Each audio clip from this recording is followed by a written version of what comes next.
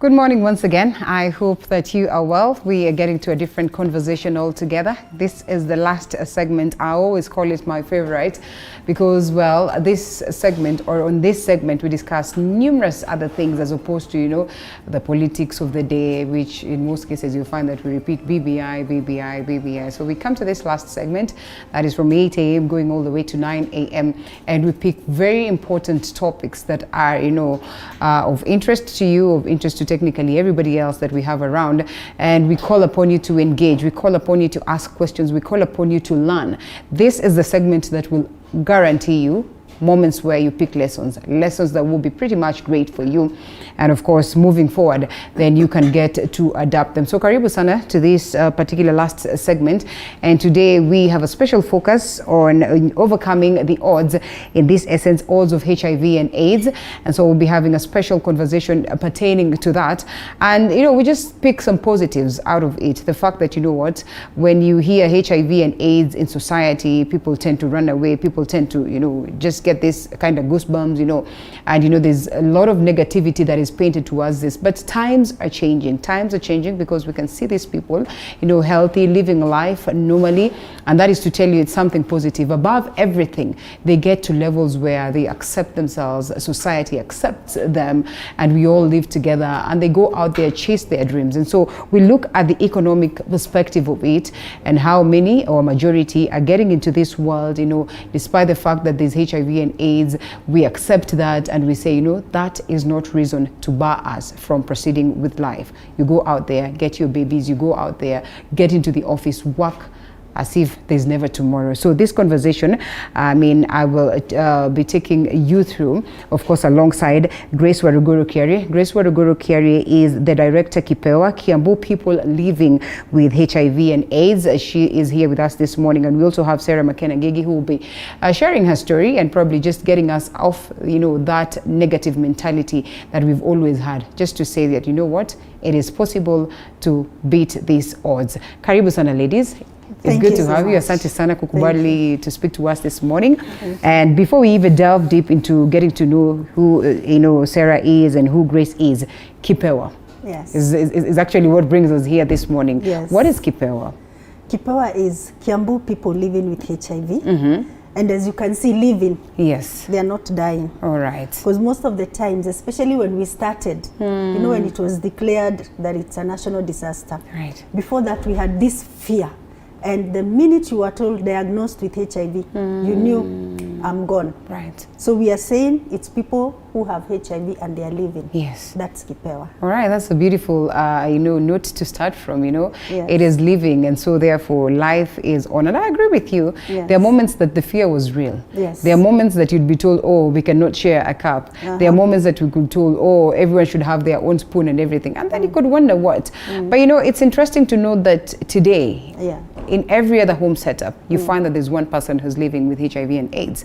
And the society has accepted it. It's now okay. It's not as torturous as it used to be. The stigma around this is not as bad as it used to be. But we also acknowledge that we still have a long way to go. Yeah. We still have a lot to do because we still have people who still don't know the facts, and you'll still find people discriminating against their members in the house, who are HIV positive. Right. So this is what we are trying to address at Kipewa. Once you know that your mother, your brother is HIV positive, how do you treat them? Yes. How does it affect you? Yeah. So we try to do that at the community level, and we are trying. We are saying that yes, we've made great milestones in the fight for HIV/AIDS, but there's still a lot that needs to be done, especially in this age when we are being told that the age bracket between 15 to 24, that's where it's lying there, you know, imelala too. So we need to address that so that in the coming days it doesn't explode and take us back to where we've come from. And you know what we're told today? Yes. The strides that we've made, beautiful strides. The fact that the ARVs are here, and you know, people are able to live a normal life, it has gotten many people as well careless. They say, after all, ni kama homa tu, tutakunywa dawa. What do you make of that, Sarah, as you introduce yourself to us? Okay. My name is Sarah McKenna-Gigi. I'm a mother. I'm married. I'm a mother to 2 boys and 4 girls. Oh. Yes. Oh, you do? Oh, 4, Yeah. 5, 6? 6. Ah. And also a grandmother Okay. of 3. Ai, mbona tunadanganywa hapa? I wish I had their picture. And I'm happy to be wherever I am today. I got to know my status in the year 2005. Right. I was a young mother. I didn't know what to do. I only saw death because at that time, this was the time when people were being buried with the ile juala, and stigma was very high. But I thank God I have a family that embraced me, came, chipped in, so they would make sure nimepata pesa ya kwenda clinic, they would make sure there's food in the house for the kids and also us. So once I would say, when with support you can make it in life, regardless of your HIV status. So my 2 families, wherever I'm married, and my family, they supported us a lot. Okay. And this is where I always tell people, we only need support, psychological support. We don't need the sympathy, no. But also there was stigma, because among also the family members, they will chip in, but akikuja kwako hataki kukunywa chai. I remember one day I went to my sister-in-law. So she asked me, when we were coming from the clinic, I and my husband, and I had a kid who was 1 year, we can pass through ndio atupatie chenye anaweza tupatia. Okay. And when we went, she made tea for us. And zile vikombe tulipatiwa, Linda, Si zile za... ni zile tuzi. Unajua ile kikombe ya chuma yenye haitumiwangi na watu wengi hapo. So hizo to akitupa haina shida. And venye tu zililetwa nikajiambia I'll have a way, hii chai tutakunywa. So nikamwambia, unajuaje? Now this is sister to your husband? Yeah. Okay. Okay, I don't blame her na sikubeba. Yes. At that time there was no information about HIV. Yeah. So nilimwambia, unajua nini, tumeambiwa tusiwe tunatumia maziwa na sukari. So we didn't take tea because I didn't want. Okay, what if she comes to your home na mnakunywa chai umesahau vile ulimwambia? I didn't care. Okay, yeah. Ningepata tu jibu, ningemwambia juu tumeanza dawa. Tuliambiwa kwanza maziwa na sukari, alafu then so hatukukunywa. So and my husband was very angry until a time I told him, you know, you did have the information, she didn't. So there's no reason why you should get angry about her.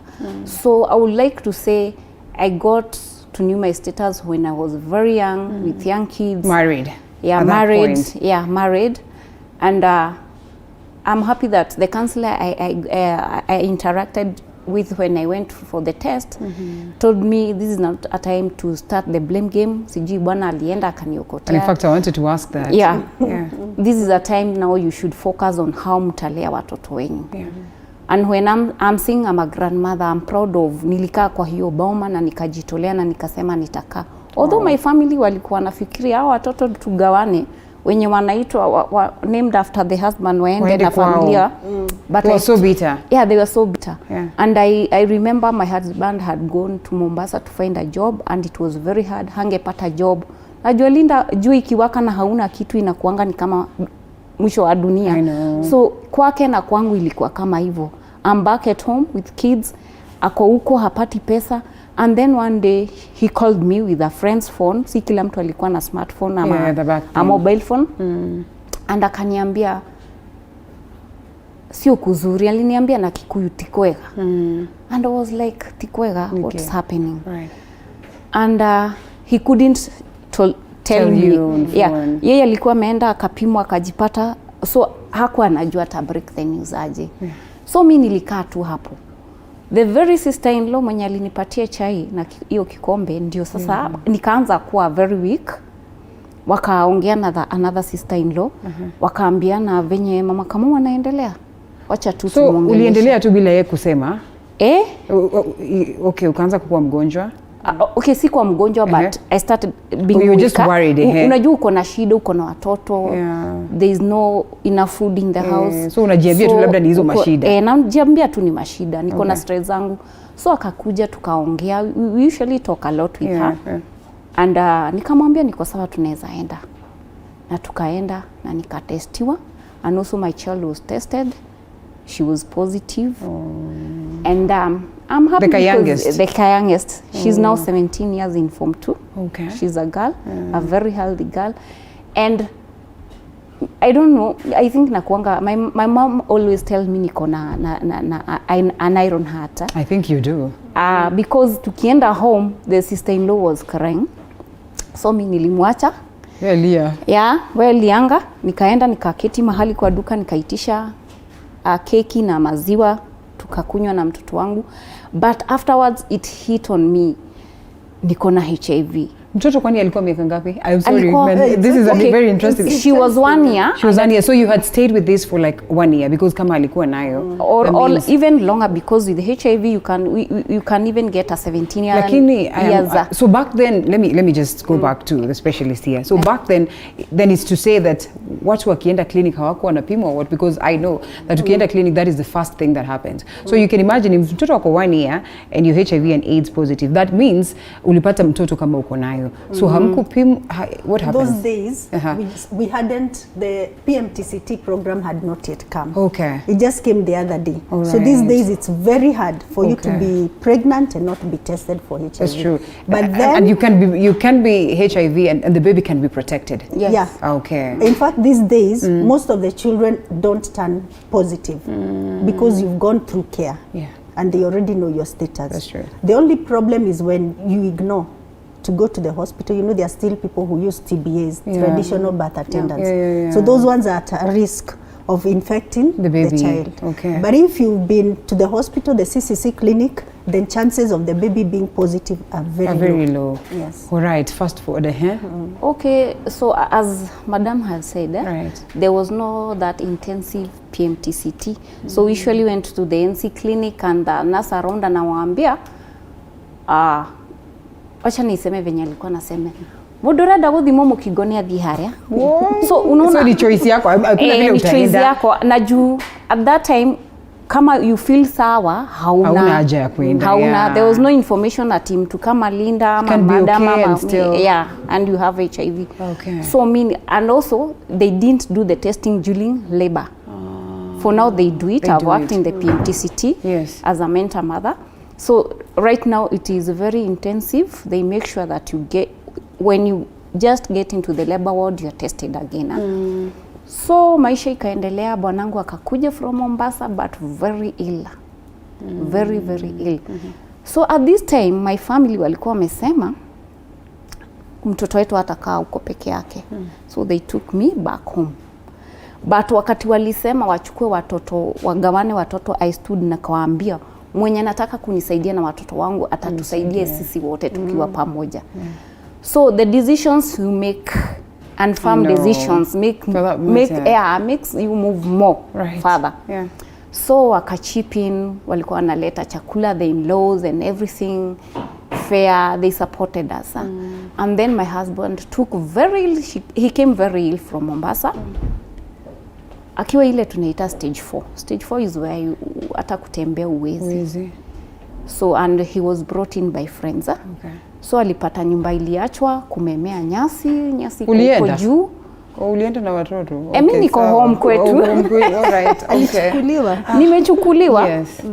Na akarudi. So one day nikitoka clinic, a neighbor now from my husband's side akaniambia, do you know what? Mzee alikuja jana na vinyako, you need to help him.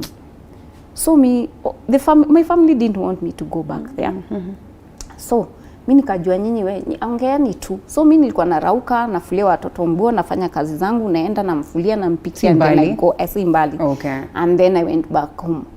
But nikasema hapana, mimi sitafanya hii kazi. This is double work. Nilichukua virago zangu na watoto nikarudi. So nikamsupport. At this time before he came, I was introduced to Naukipewa by a friend. Okay. Na nikaenda. So I was very happy because when I went to the clinic, those were the times, Linda, when mko kwa line and mtu ameanguka hapo, ako stage 4 ameanguka, amekufa. So there was no hope. Yeah. I remember I used to pangia line yangu huko nje na mtoto wangu nisione watu wakikufa kwa line. So and I went and got ladies who are very strong. They talked to me They came for home visit, and I felt it is a good thing. So I joined a support group, and then afterwards when my husband came, nikamwambia by the way kuna mahali kunaitwa Kipewa, tulienda, and pia tunasomeshwa about income generating activities. Remember hana job, sina job. Yeah. We are being supported by the relatives, and ni kitu si sustainable. Yeah. So tukaenda, and we went through the IGA, the skills, and tukakopewa pesa. And in our area kulikuwa na shida ya maji sana. So what he did, he thought of buying a donkey and fetch water for the people in that area. And it did well. Wow. It hold it right there. So it's still what you're doing up until date, or what he's doing, or may advance pole pole? To me advance pole pole. Hold it hapo. Now let's go back to Kipewa. Yeah. And you know, evidently ilianza kitambo. Yes. How long? This is the 16th year. 16th year? Yes. All right, you've done. We've been there for a long time. Yeah, and those are some of the programs that we have. Economic empowerment, psychosocial, which is key. Because if somebody is not emotionally whole, then they are not going to be of any help to anybody, even to themselves. Yeah. So we want to support people psychosocially, economically, and also we want to do a lot of lobbying for the rights of people, so that people know that this thing is not a death sentence. That's true. This thing is doable. McKenna joined us later, and she's very, as she said, she's an iron lady. Yeah. She advanced herself. She's actually doing psychosocial counseling course right now. So she joined us as the support group coordinator, because we really emphasize on support groups. You know, in support groups, as she said, you meet others. So you know you're not alone. You meet single mothers. You may even meet your spouse. You know, yeah, that's true. Because that's people always ask, can I join a support group? I'm looking for a partner. So we tell them it's not for looking for partners, but it's for psychosocial support to help you in all ways, so that you are whole and then you are able to do your life the way you should. All right. Yes. So of course, from inception and how people are receiving this and how people are open to come there, I know the difficulties are there up until today, and sometimes you find that hata watu kuendea madawa, you really want to do that while you're still hiding. In as much as we say that society is at a point there's just that one thing that you know gets a majority of people actually even to choose not to be tested. And you know it's bad because now it renders you to a level lilo umeisha kabisa. First I'd want to know, are there scenarios where you can skip these stages? Maybe you just realize that you have HIV and AIDS, maybe it is not at a very bad stage, ukianza kukunywa dawa immediately. Do you get to levels where lazima ukue mgonjwa? No. Okay.